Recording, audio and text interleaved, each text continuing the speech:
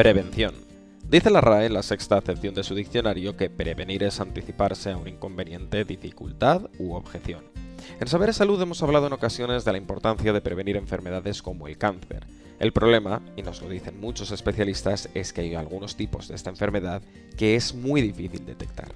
Uno de ellos es el cáncer de pulmón. Según la Sociedad Española de Neumología y Cirugía Torácica, en España se diagnostican más de 29.000 casos cada año. Hace un tiempo le ocurrió a David.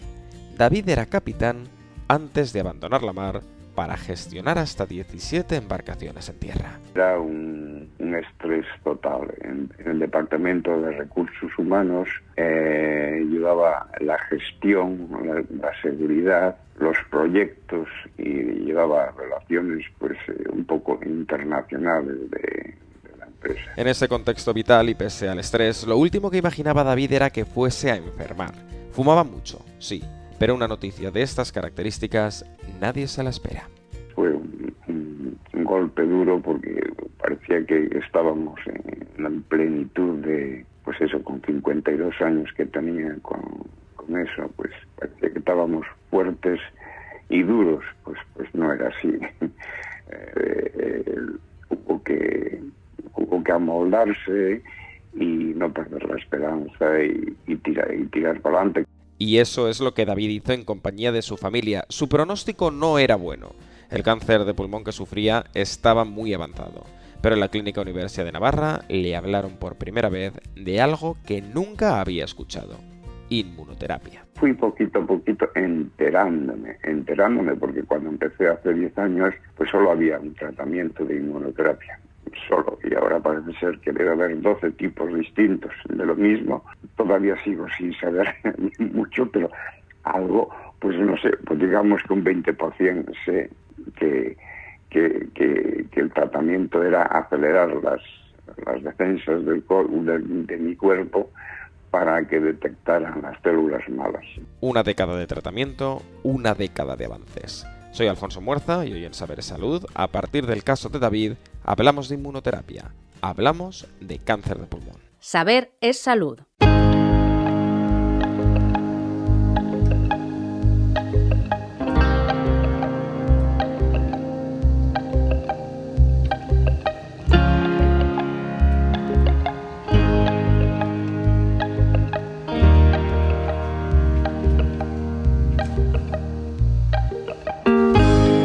Y para hablar de este asunto, y contamos con la doctora María Rodríguez, que es especialista en cirugía torácica y coordinadora del área de cáncer de pulmón del Cancer Center Clínica Universidad de Navarra. Doctora, ¿cómo está? Bienvenida. Gracias por la invitación. ¿Por qué surge y qué es el cáncer de pulmón? Bueno, el cáncer de pulmón al final es un tumor que es uno de los más prevalentes, que surge por alteraciones, la mayoría alteraciones genéticas que se producen en el tejido pulmonar, bien en las glándulas que revisten los bronquios y el epitelio pulmonar, o bien en las propias células de los bronquios, ¿no? Entonces, al final se producen una serie de alteraciones genéticas que lo que producen es un crecimiento descontrolado de los tejidos pulmonares. Esas células, a medida que crecen, cada vez tienen más alteraciones genéticas, cada vez se dividen más rápido y, sobre todo, cuanto más grande es el tumor, más riesgo hay de que se vaya ya no solo a los ganglios, sino a otras partes del cuerpo humano. Entonces, yo diría que es uno de los tumores más prevalentes, más frecuentes a los que nos enfrentamos en la actualidad, que hay posibilidades de diagnóstico precoz y de tratamiento y que hay muchos factores que todavía no conocemos bien que intervienen en la formación de este tumor. ¿Y suele ser siempre un mismo tipo de tumor? Cuando hablamos de cáncer de pulmón tenemos que hablar de diferentes tipos de tumores. El cáncer de pulmón al final son muchas enfermedades y muy distintas, ¿no? La gran clasificación tradicional ha sido cáncer de pulmón de célula pequeña y de célula no pequeña. Pero ahora, con todos los avances que se están produciendo en la oncología y especialmente en el área del cáncer de pulmón, ya sabemos que cada enfermedad es muy particular, ¿no? Tiene características que la definen y que lo más importante van a condicionar el tratamiento. O sea, ya no hablamos solo de cáncer de pulmón de célula no pequeña, y ya no lo clasificamos este tipo de cáncer tradicionalmente como lo hacíamos en adenocarcinoma o carcinoma escamosos, sino que ahora ya sabemos muchísimas alteraciones moleculares que tienen lugar a nivel del tumor muchas de ellas nos permiten incluso tratamientos dirigidos o tratamientos específicos, alteraciones que se producen en el microambiente tumoral, que afectan al sistema inmune, que luego condicionan el que se pueda tratar o no con inmunoterapia. Entonces ya hablamos del cáncer de cada paciente, ¿no? Y este tipo de tumor, por ser cáncer de pulmón, que quizás es una palabra que asusta, ¿es más proclive a provocar metástasis en otras partes del cuerpo? Bueno, depende, ¿no? Depende sobre todo del tipo de tumor, del tipo de célula. Generalmente los tumores suelen ser más agresivos cuanto menos diferenciada está la célula, y también depende muchas veces del tamaño tumoral, ¿no? ¿Qué quiere decir que la célula esté diferenciada? O sea, los tumores son más agresivos cuanto menos se parece la célula a la célula original. Vale. Es decir, si la célula original es muy similar a la célula del tumor, al final lo que tenemos son tumores benignos o poco agresivos o con poca capacidad de división, que al final son más fáciles de controlar que tumores con células muy desdiferenciadas, que tienen mucha capacidad de división y que se multiplican rapidísimo. Entonces, si son diferentes, hay más riesgo de que se produzca esa metástasis. Si son diferentes, células poco diferenciadas, y si son tumores muy grandes o que llevan mucho tiempo, que ese es otro de los problemas al que nos enfrentamos con el cáncer de pulmón, que el cáncer de pulmón generalmente no da síntomas. Entonces, cuando se diagnostica el cáncer de pulmón, hasta en el 85% de los casos está ya en estadios avanzados. Es decir, que ya tiene una alta posibilidad de haberse ido o a los ganglios o a otras partes del cuerpo. Antes mencionaba la importancia del diagnóstico precoz. ¿Cómo se podría, digamos, o en qué condiciones o en qué situaciones una persona tiene que estar pendiente, digamos, de hacerse controles para...? Pues precisamente como el cáncer de pulmón no da síntomas, ese es uno de los grandes caballos de batalla de todos los que estamos implicados en el manejo del cáncer de pulmón, ¿no? ¿Cómo conseguimos estrategias coste efectivas que permitan prevenir, ya no prevenir, porque estamos hablando, la detección precoz es prevención secundaria, no prevención primaria. La prevención primaria, por ejemplo, sería evitar el hábito tabáquico, ¿no? Todos sabemos que el tabaco es uno de los principales factores que se relacionan con la aparición del cáncer de pulmón, o sea que esa sería nuestra prevención primaria antes de que apareciera la enfermedad. Pero la prevención secundaria sería, una vez que ha aparecido la enfermedad, vamos a diagnosticarla en un estadio en el que permita la curación del paciente. Entonces, ¿en qué se basa? ¿Qué tiene que hacer uno? Yo creo que ahora mismo, como no hay estrategias de prevención precoz del cáncer de pulmón y el cáncer de pulmón no da síntomas, creo que como sociedad deberíamos reclamar a las instituciones, al gobierno, el que se implementaran estos programas, ¿no? De hecho, desde la clínica coordinamos un programa piloto de cribado del cáncer de pulmón, el programa Cassandra, que lo que busca es integrar el diagnóstico precoz del cáncer de pulmón a distintos niveles de la atención sanitaria, ¿no? Incluyendo a sociedades desde medicina de atención primaria, cirujanos, radiólogos, fundaciones privadas. Al final lo que buscamos es no solo disminuir el hábito tabáquico, sino realizar TACs de baja dosis que al final nos permiten detectar el cáncer de pulmón en estadios precoces. Y otra patología que se pueda diagnosticar en estos TACs de baja dosis, como por ejemplo las calcificaciones coronarias, aneurismas de aorta, patología pulmonar, pues que se notifique también y que se pueda hacer un tratamiento y un seguimiento de todas esas patologías que además se asocian al cáncer de pulmón. Hablaba de la sintomatología, que es un cáncer que, digamos, silencioso, que no produce demasiados síntomas. Claro, entonces, ¿cómo una persona empieza a percibir que algo va mal? O sea, eso, generalmente cuando uno empieza a percibir que algo va mal, es que va muy mal, ¿no? Que cuando uno empieza, por ejemplo, con tos, con flemas que tienen sangre, ¿no? Uno al toser ya no solo echa las flemas normales, blancas, sino que están manchadas con sangre. Dolor, a veces puede doler el hombro, puede doler el tórax, ¿no? Las costillas, puede notar dificultad para respirar, puede haber pérdida de peso. El problema es que son síntomas muy inespecíficos, ¿no? Que a veces cuando llegamos al diagnóstico de cáncer de pulmón, el paciente lleva meses dentro del proceso, no se ha tenido en cuenta o no se ha realizado el diagnóstico de una manera rápida, y nos encontramos que aparte de la lentitud en la aparición de los síntomas, hemos tenido al paciente inmerso en una serie de pruebas que han sido poco concluyentes y que al final el cáncer ya lo encontramos demasiado avanzado. Mencionaba antes también el tema de del tabaco. Es decir, hemos crecido y crecemos viendo cajetillas de cigarros que afirman que el tabaco produce cáncer, pero claro, ¿qué probabilidades hay de que un fumador, como se suele decir, de los de toda la vida, acabe desarrollando esta enfermedad? ¿Son probabilidades altas?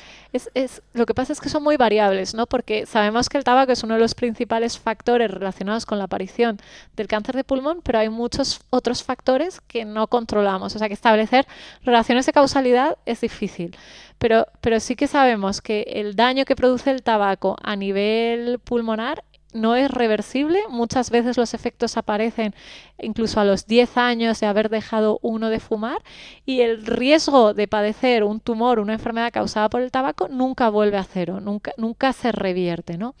Entonces, por supuesto, la prevención primaria pasa por dejar de fumar. Algo que estamos viendo desde las sociedades científicas es que cada vez personas más jóvenes, ya no solo las mujeres, ¿no? Tradicionalmente los fumadores eran varones, ahora posteriormente fueron las mujeres, y ahora son cada vez jóvenes que fuman en edades más tempranas. Entonces, lo fundamental pasa por el cese del hábito tabáquico y luego por incluir el programa de detección precoz. Hablaba de que no se pueden establecer siempre causas de causalidad. ¿Se sabe algo del factor hereditario para padecer cáncer de pulmón? En este sentido, ¿es muy probable que si tengo familiares a mi alrededor que han desarrollado este tipo de cáncer, yo también lo vaya a desarrollar? Sí, es verdad que los cánceres de pulmón hereditarios son raros, ¿no? Hay veces que se producen alteraciones genéticas germinales que hacen que el tumor sea hereditario, pero así como está mucho más estudiado en otros tumores, como a lo mejor el de ovario, el de mama, en pulmón justo hay poco. Generalmente suelen ser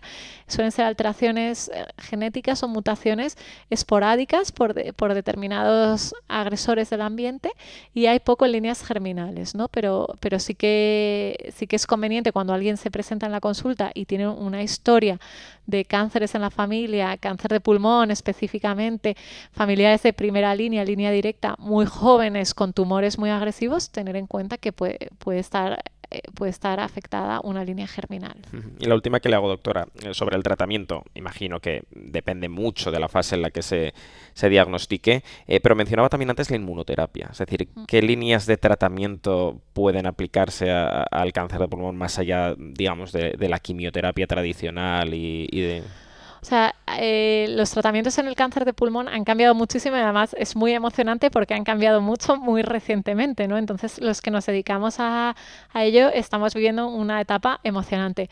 Yo creo que la idea fundamental es que la detección precoz y la cirugía salvan vidas, porque detectar el tumor precozmente y poderlo quitar es lo que ofrece los mejores resultados a largo plazo.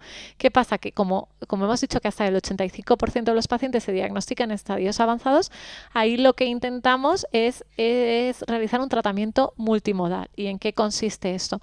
Consiste en cirugía sí o no, dependiendo del estadio del tumor, dependiendo que se pueda controlar el tumor primario, y luego quimioterapia, radioterapia e inmunoterapia, ¿no?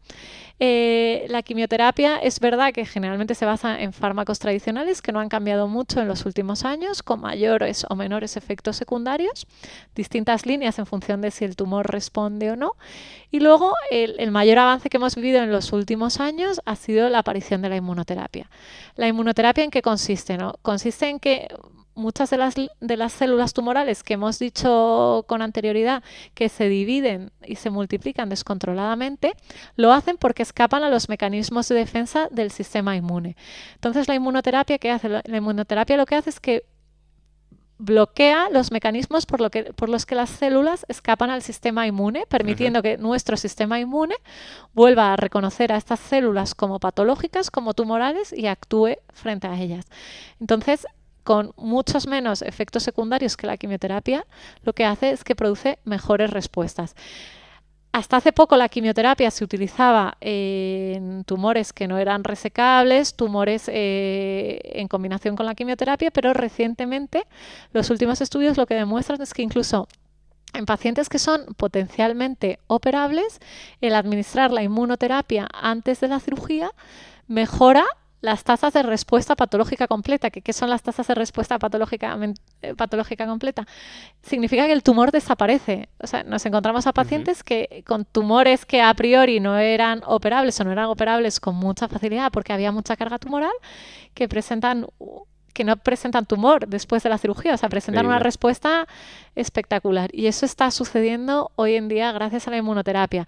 Quedan muchos avances por hacer, hay muchos fármacos, hay muchos mecanismos, hay muchos regímenes, entonces, bueno, son cosas que tendremos que ir definiendo, pero desde luego también ha abierto un abanico de oportunidades a los pacientes con cáncer de pulmón enorme. Pues iremos viendo todas estas cuestiones.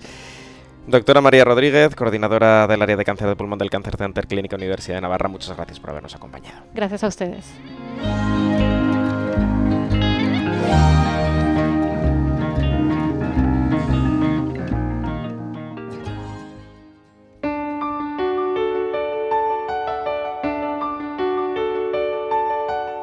Algo que hemos aprendido es que tenemos que asociar directamente el cáncer de pulmón con la importancia del diagnóstico precoz. Por eso es vital el diseño e implementación de proyectos que ayuden a prevenirlo.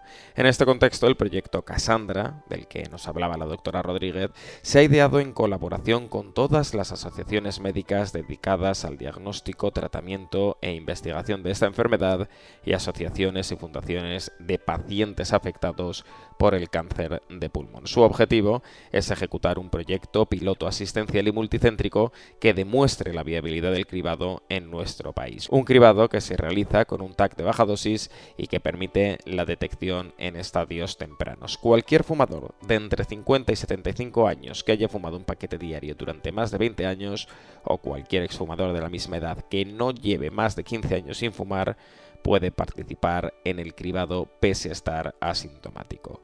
Todo por cuidar la salud y prevenir el desarrollo de esta enfermedad. Soy Alfonso Muerza y Saber Salud es un podcast de la Clínica Universidad de Navarra. Gracias por estar ahí y hasta la próxima. Saber es salud. Escucha cada 15 días el podcast de la Clínica Universidad de Navarra.